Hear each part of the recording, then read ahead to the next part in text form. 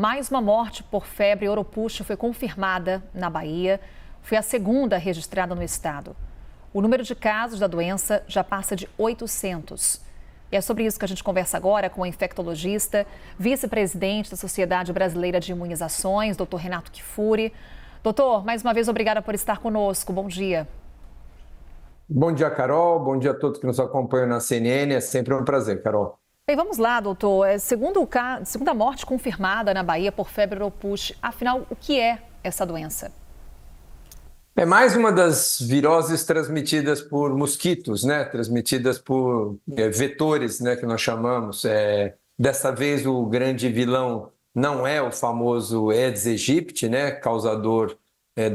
Transmissor da febre amarela e da dengue. É um outro mosquito, né?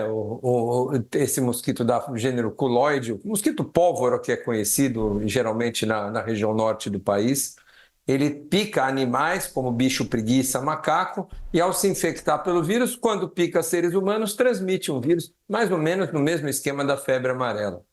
É uma doença mais leve, viu, Carol? Felizmente, comparado com a febre amarela, comparado com a dengue, é uma doença que raramente leva a hospitalização, raramente leva a óbitos, mas é claro que quando você começa a acumular muitos casos, e é o que vem acontecendo aqui no Brasil, você acaba acontecendo formas mais graves da doença. Não há ainda grandes epidemias no país, mas a gente já começa, além da região norte, onde concentra boa parte dos casos, 16 estados do Brasil, a Bahia é o principal estado depois da região norte, onde se concentra a maior parte dos casos. Doutor, o senhor sempre traz essa comparação com febre amarela, com dengue. Então, como fechar o diagnóstico? Onde há a diferença entre essas doenças? Os sintomas, eles são muito parecidos? São muito parecidos, Carol. Muitos desses quadros que a gente vê que parece dengue, febre, dor no corpo, mal-estar, dores articulares, às vezes dor de cabeça atrás dos olhos, e você testa para dengue e vem negativo, algumas vezes é a chikungunya, sintomas também muito semelhantes, e tem bastante casos no Brasil. E agora também a febre oropouche é uma doença também, um diagnóstico diferencial. É claro que a dengue ainda em termos de número de casos é muito mais frequente, por isso que a gente testa primeiro para dengue, mas muitos desses que o quadro clínico é semelhante e o teste para dengue vem negativo, provavelmente a gente deve estar tratando aí desses outros casos. A Organização Pan-Americana da Saúde publicou recentemente, quinta-feira passada, Carol, os dados aqui nas Américas são mais de 8.000 casos de febre oropouche confirmados. 7.000 deles aqui no Brasil, né? 80% na região norte. Então, nós temos aí boa parte, mas, como eu falei, já espalhando para outros estados, os 16 estados aqui no país, confirmando, coisa que era inimaginável, né? O Paraná, região sul do país, com casos de doença considerada doença tropical, né? Transmitido de mosquito que adentra a selva, que pica o macaco. A gente começa a ver, a exemplo de outras viroses transmitidas por mosquitos, vamos dizer, uma progressão em todo o planeta, né? Dengue na Europa, na França, nos Estados Unidos, no Uruguai, agora a oropouche aqui em vários estados no Brasil. Essa nossa proximidade com a mata, esse nosso aumento de população de mosquitos, os deslocamentos populacionais, tem globalizado muitas dessas doenças que eram restritas às regiões mais selvagens do país. E, doutor, justamente por ser uma virose transmitida por um mosquito, torna o controle da doença muito mais difícil. Podemos acompanhar no Brasil um aumento de casos?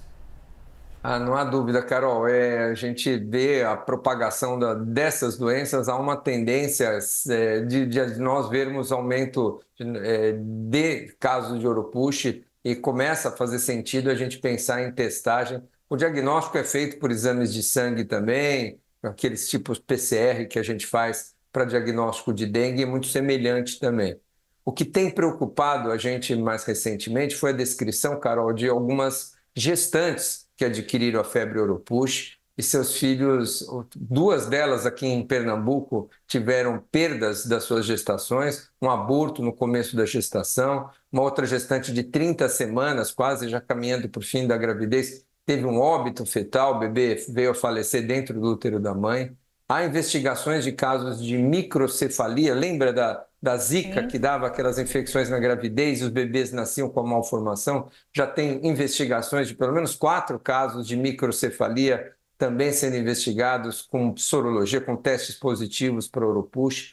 Então é uma doença que vem em expansão e nós vamos de novo aprender a conviver, ou aprender a estudar e reconhecer os seus principais fatores de risco. Mas eu não tenho dúvida de que a gestação e a infecção chamada infecção congênita, ou seja, a transmissão do vírus da mãe que se infecta grávida para o bebê, levando a problemas na gravidez de abortamentos, partos prematuros e malformações, parece ser inequívoca e a gente precisa tomar cuidado com essa população, que como a Zika vírus, a doença em geral não é tão grave, mas a população de gestantes, quando acometida, pode trazer efeitos bastante graves.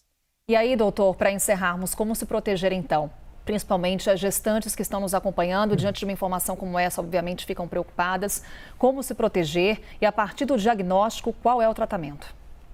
Perfeito. Não há um tratamento ainda específico, Carol, como não temos para dengue, como não temos para Zika, como não temos para chikungunya, um medicamento antiviral que vamos dizer, que ataque, que mate o vírus Oropouche. O tratamento é de sintomáticos, é hidratação, tratamento de suporte. É fundamental nesse momento que a gente vive no país, com tantas epidemias transmitidas por vetores, por mosquitos, com alta circulação de dengue, com chikungunya, com Zika vírus e também com Oropouche, que as grávidas tenham extremo cuidado, especialmente em relação ao uso de repelentes. Os repelentes podem ser utilizados na gravidez sem nenhum risco para a gestação, sem nenhum risco para o feto.